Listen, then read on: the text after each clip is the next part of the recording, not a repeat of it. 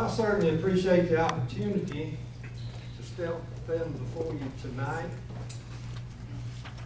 I was first elected in 1971 at the age of 21. And I just want to reflect on a couple of statements that were made by, am I alive? Can you hear me? Okay. Chip, I've known Chip for years.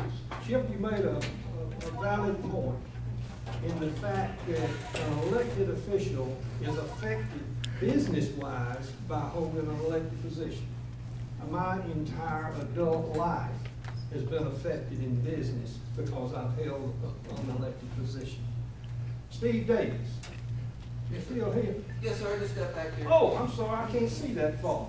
You back there with my representative, Andy Webb. I wish that you were my representative. And I know Andy's looking real funny. I want all of you to pay close attention. Steve said that he brought $400 million. Is that not correct, to Henry County in programs? Yes, sir.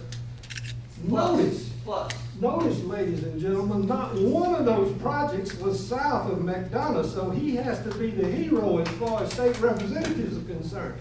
We got nothing on the south end. The 155s that he was talking about were north of McDonough. The 81s, north and west of McDonough. Of course, we know what Georgia 20 was done for the racetrack. Anyhow, I was elected at 21, and I've served constantly during that period. I've certainly enjoyed it. I enjoy dealing with people. Several days ago, I went back and pulled some things that I did when I was first elected to the Board of Commissioners in 1996. And I want to share them with you. I really feel that that was the flyer, the little flyer that I sent out. Now, I had more hair then than I do now. But my statement was, I ask for your support and vote. I promise to adhere to the highest standards of integrity, to be accessible to my constituents and responsive to their needs, and to bring common sense to the governance of Henry County. These promises, I feel like I have fulfilled.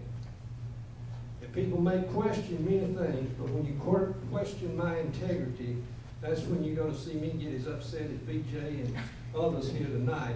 Amen. Because, I'm sorry? Amen. Because I have spent an entire life trying to serve and represent the people of my part of Henry County. And when I'm talking about my part, District 1, the south and eastern part of Henry County. Why should I be reelected? Because we know that the economy is flat. We know that it's going to be tough in the next few years. You better have somebody with some experience to guide us through this. I know it was mentioned about the budget, the $105 million. I know Mike Bush is here, our finance director, the county manager's here tonight. When we talked about a revenue-based budget, which is exactly the way any of us would build a budget for our home, that's when you started to hear about 3 fire stations being closed, 45 officers being taken out of cars, because that budget, revenue-based, was based on the percentage that we had from a year ago, which would include senior services, it would include the social aspects, road department, everything, based on the percentage of distribution.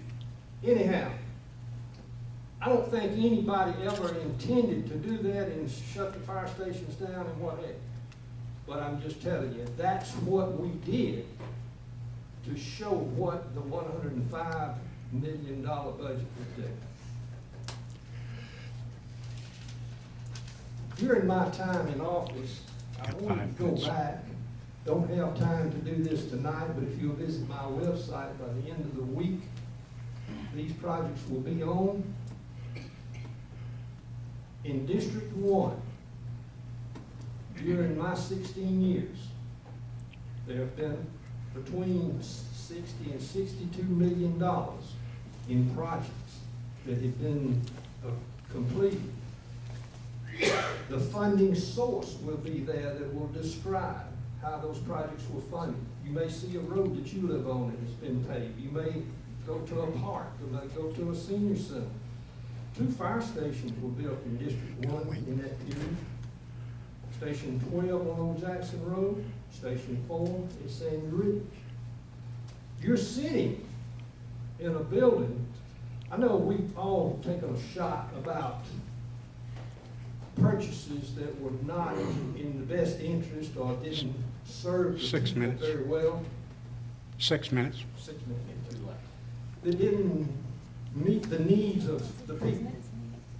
This public safety complex right here, and I was one of the negotiators in the deal, we bought for $4 million. Mike Bush cost about $3 million to renovate, so we used prison labor to do it. So there's $7 million that we spent right here for the public safety complex that houses police and fire, SPLOST, code enforcement in this community room. Are we going to get criticized for that one too? My point is, do we make the right decisions every time? Probably don't. But there are some that we've made the right decisions on, and if time permits, I'll be happy to address in the next section the purchases that are certainly that are being questioned here tonight.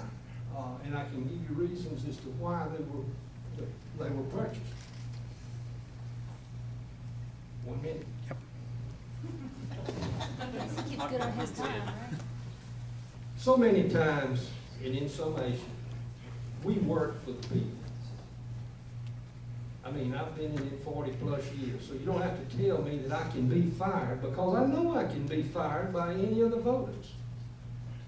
And we try to do what the majority of the people want. And that's the key to being an elected official. But we need to listen to the input from all of the citizens and then make those tough decisions on what is the right way to the right decision to make. And many times that becomes very gray and cloudy as to what is right and what's wrong. And I think I am out of time. Take about 10 more seconds, everybody else did. Give up the website. 10 seconds. I appreciate you coming tonight. I appreciate the invitation. And I certainly solicit and humbly seek your support and vote on July 31st. Commissioner, you thank you very much. You can finish that.